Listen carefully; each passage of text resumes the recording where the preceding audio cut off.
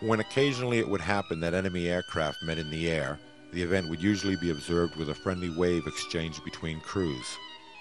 The enemy were, after all, fellow airmen, and whether the machine carried a cross or a roundel on its wings was chiefly a matter of politics. It did not take long to realize, however, that depriving the enemy of their ability to gather information from the air would render a tremendous advantage to either side, and so observers began carrying pistols and rifles aloft. If this turn of event had taken on a rather unfriendlier tone, it had not created any threat to be taken seriously. To be sure, planes were returning to their home bases with the odd bullet hole in the wings or fuselage, but beyond that, aircrews generally went about their work undisturbed. A machine gun, mounted for the use of the observer, seemed to be the obvious solution of the problem, but as of yet no adequate weapon existed. Lieutenant Strange, the pilot who'd arrived in France with a machine gun mounted on his airplane, had quickly discarded the weapon. The added weight had bogged down the performance of his Farman to the point that he'd been unable to catch up and maneuver on any German planes. Still, to everyone involved, it was understood that a proper weapon would be needed for the air crews, and so both sides were working at developing lighter machine guns. The first weapons being affixed to planes were basically modified versions of the guns being used by the soldiers on the ground. The French began experimenting with the Hotchkiss gun, while the British armed some of its planes with the Lewis, an air-cooled weapon that took its feed from a magazine carousel. Neither of these machine guns were particularly well suited for aircraft, being heavy and prone to frequent stoppages.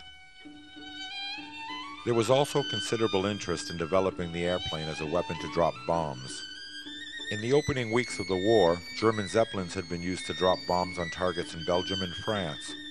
Although they did manage to kill some civilians, the raids had caused little damage to any military targets, and 3 of the attacking airships had been destroyed by ground fire. For bombs, the raiders had used artillery shells with their noses weighted, but most of them had failed to explode on impact. It was not an encouraging start for the Zeppelins at war. The first bombing raids with aircraft were carried out by the Royal Naval Air Service. In Great Britain, the Sopwith Aviation Company had unveiled the Tabloid, a single-place scouting machine based on a pre-war racing design. Sturdy and easy to fly, the Tabloid could reach a speed of 90 miles an hour and stay aloft for 3 hours. It was the first in an excellent line of aircraft that would culminate 4 years later with the Sopwith Snipe.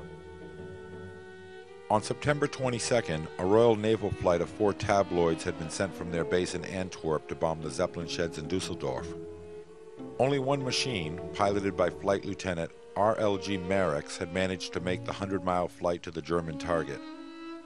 After circling once over the huge hangars used to house the dirigibles, Marix had tossed his 2 20-pound bombs over the side of his plane and immediately been rewarded when one of the sheds went up in a fireball.